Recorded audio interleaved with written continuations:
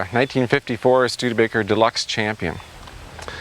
Studebaker's bread and butter car for 1954 basically, especially with the 6-cylinder and overdrive. It's a very typical, stereotypical Studebaker of the era. This one was made in South Bend, Indiana, which is Studebaker's hometown, and found its way down to Norton, Kansas in April of '54 when it was built. It was actually fairly advanced for its day. The only other car that looked as modern, I guess, would be a Kaiser. And but in 1953 and '54, that was a very forward-looking car. Again, Studebaker had to be forward-looking when they brought out a car because they didn't have the volume to bring out a new body every 2 or 3 years like the Big Three could do. So that body survived. Actually, a lot of that body survived into the '60s. As well, Studebaker's major designer at this point was Raymond Loewy, under contract, and he had a saying, a little motto that he pasted all over the ceilings and the floors and the walls, of course, over the design studio, and it said, "Weight is the enemy."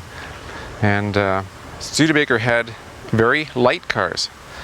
This one weighs, the shipping weight is 2,765 pounds, so it's probably a good 300 pounds lighter than most cars at the time. A very unique feature of Studebaker from the mid-30s to the end in '66 was the hill holder. You'll notice that we're on a hill, but my foot is not on the brake and we're not moving. And as long as I keep my foot on the clutch, the brake system still has holds its pressure.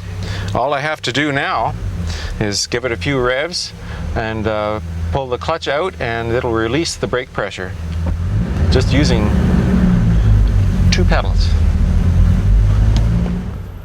There's no question Studebaker was technologically advanced for the time period, and its unique styling turned heads and proved to be extremely practical.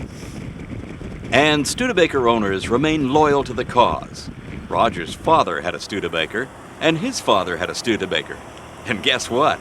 That's right, Roger is now the father of a Studebaker owner.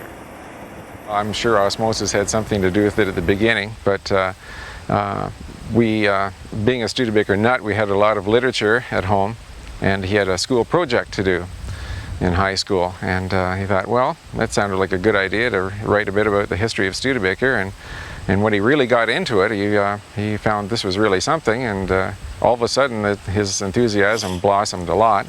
And as well, just a year or so later, we found his car, and we bought him a '64 Studebaker of his own, and boy, that sure helped as well.